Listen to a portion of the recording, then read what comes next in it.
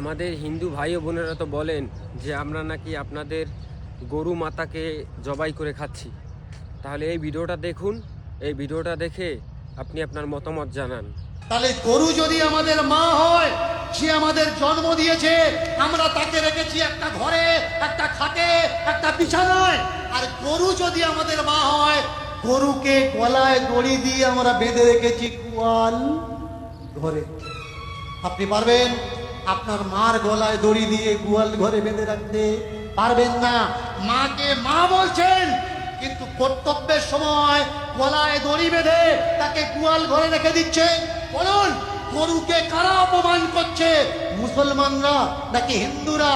গরু যদি মা হয়, বলুন তো গরুর ছেলে মানে বাছুরটা কে হবে? ছোট ভাই হবে। মার পেটে যে হয় সে তো ভাই হয়। এবার বলুন, গরুর বাছুর হলে বাছুরটা যদি আমার ছোট ভাই হলো, 21 দিন পরে গিয়ে প্রথম দোয়াটা কতদিন দেন?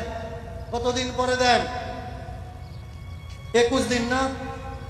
তাহলে আপনার মা যদি আপনার ছোট ভাইকে জন্ম দিত, 21 দিন পরে আপনার ছোট ভাইয়ের গলায় দড়ি দিয়ে পাশে বেঁধে রেখে আপনার মায়ের জননীর গর্ভধারিণীর দুধ দুয়ে বিক্রি করতে পারতেন? আমাকে বলবেন না যে আমি হিন্দু ধর্মের অপমান করছি। আমি প্রশ্ন করছি, আমি জানি না, আমি অবোধ শিশু। আপনাদের কাছে জানতে চাচ্ছি কোনটা করা উচিত আর কোনটা করা উচিত নয়। বলুন তো, গরু যদি আমাদের মা হবে, অনেকে বলে গরু দুধ দেয়, গরু দুধ দেয়। ভালো করে শুনুন, গরু কখনো দুধ দেয় না। বাছুরকে বেঁধে, গরুকে বেঁধে আমরা দুধ বের করে নিই। গরু আমাদের দুধ দেয় না, অচেরায় পড়ে দুধ বের করতে বাধ্য করাই। আর যদি দুধ না দেয়, লাথি মারে আমরা কি করি? সামনের পা বাঁধি, পিছনের পা বাঁধি।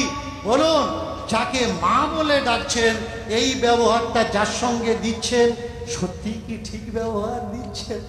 এবার বলুন তো, যাকে মা বললেন